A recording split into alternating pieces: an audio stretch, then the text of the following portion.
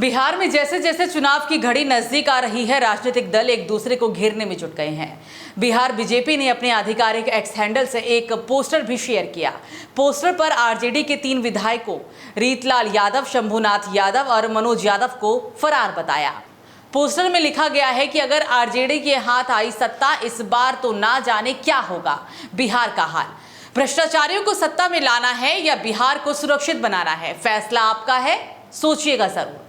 अब तीनों विधायक बीजेपी के निशाने पर क्यों हैं, ये भी समझ लेते हैं।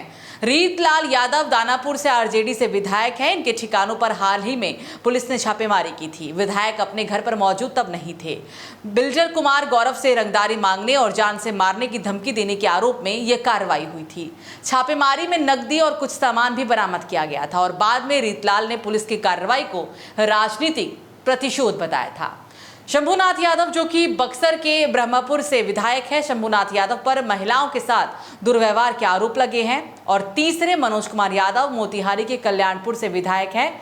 मनोज कुमार पर भी सरकारी काम में बाधा डालने, सरकारी संपत्ति को नुकसान पहुंचाने और नाजायज भीड़ जमा करने जैसे गंभीर आरोप लगे हैं। इस पोस्टर पर 3 चेहरे हैं। तीनों के जरिए ये दिखाने की कोशिश की गई है कि आरजेडी के शासन में जिस तरह का माहौल बिहार में था, अगर फिर से सत्ता में वापस लौटी तो हाल फिर यही होगा जो अभी भी आरजेडी के विधायक कर रहे हैं। बिहार बीजेपी पोस्टर के जरिए ये बता रही है कि कैसे अब भी आरजेडी विधायकों की गुंडागर्दी जारी है। भ्रष्टाचार और बेलगाम आरजेडी नेता अभी बिहार की सत्ता में नीतीश कुमार हैं, जो कभी आरजेडी के साथ थे और अब बीजेपी की अगुवाई वाली एनडीए के साथ हैं। और इधर तेजस्वी यादव, जो कि इस कोशिश में है कि कैसे भी बिहार की सत्ता में वापसी की जाए। आरजेडी की नजर कांग्रेस पर और बिहार के बदलते समीकरण जो हालिया केंद्र सरकार की नीतियों, नए कानूनों जैसे वक्फ, सीएए, बिहार चुनाव को भी इससे प्रभावित होते देखा जा सकता है, क्योंकि बिहार में विधानसभा चुनाव नीतीश की जेडीयू आरजेडी के साथ मिलकर लड़ती रही है।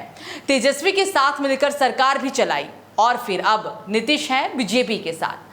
बिहार में चुनाव से पहले नेताओं पर आरोप, पोस्टर वॉर सब चल रहा है।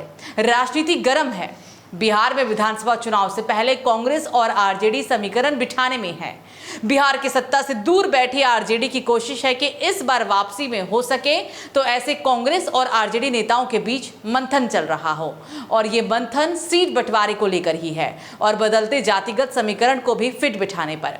नीतीश ने बिहार में आरजेडी से तो नाता तोड़ ही लिया था, लेकिन 2024 में जब केंद्र में मोदी सरकार बनी तो उसमें नीतीश अहम रोल में भी दिखाई दिए। एक तरह से देखें तो केंद्र और बिहार की राजनीति नीतीश के बिना अधूरी सी लगती है। और अब जब वक्फ बोर्ड पर नए कानून को लेकर मुसलमानों के विरोध में दिख रहा है, तो अब इसे विपक्ष चुनाव में भुनाने की भी कोशिश करेगा। बिहार में मुसलमान जेडीयू के भी साथ खड़े रहे हैं। ऐसे में माना जा रहा है कि केंद्र के रुख से नीतीश कुमार के बिहार में जनाधार पर भी असर पड़ सकता है। बीजेपी नीतीश के चेहरे पर बिहार के चुनाव में उतरने की तैयारी में, ऐसे में तेजस्वी यादव और कांग्रेस मिलकर एक मौका तलाशने में भी जुटे हैं। विपक्ष ने बिहार से लेकर दिल्ली तक कदम ताल भी शुरू कर दी है। बिहार विधानसभा चुनाव में सीटों के बंटवारे को लेकर आरजेडी और कांग्रेस मंथन कर रही है। बात बनेगी या नहीं वो तो खैर अलग बात है, पर कोशिश जारी है। महागठबंधन के लिए तेजस्वी यादव और कांग्रेस अध्यक्ष मल्लिकार्जुन खड़गे, राहुल गांधी बैठक कर चुकी हैं। माना यह भी जा रहा है कि मुकेश सहनी और पशुपतिनाथ पारस की पार्टी में भी इस गठबंधन का हिस्सा हो सकती है।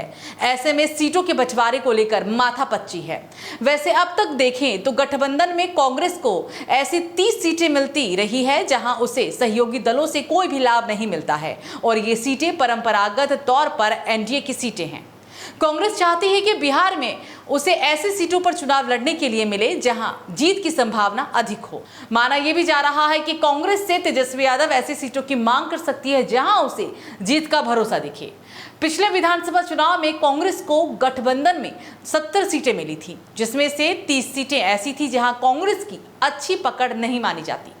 कांग्रेस ने 19 सीटों पर हालांकि जीत भी दर्ज की। 2015 के चुनाव में कांग्रेस को गठबंधन से 41 सीटें मिली थी, जिनमें कांग्रेस ने 27 सीटों पर जीत हासिल की। कांग्रेस इस चुनाव में चाहती है कि उसे अधिक से अधिक सीटें जीतने वाली ही मिले। बिहार की राजनीति में पिछले 3 दशकों में लालू यादव की पकड़ मजबूत बनने के बाद राजनीतिक तौर पर सबसे ज्यादा नुकसान कांग्रेस को ही होता रहा है और इसका कारण माना जाता है कांग्रेस के आधार वोट को धीरे धीरे बीजेपी और आरजेडी की तरफ शिफ्ट हो जाना। अब माना यह भी जा रहा है कि एक बार फिर से जातिगत समीकरण बिहार में बदल रहा है और इसका सबसे ज्यादा असर पड़ सकता है नीतीश कुमार पर। मुसलमानों का रुख यह भी तय करेगा कि बिहार की सत्ता किसके हाथ लगने वाली है, महागठबंधन कैसे समीकरण बिठा पाता है सीट बंटवारे को लेकर और बीजेपी बिहार में खुद को कैसे पेश करती है।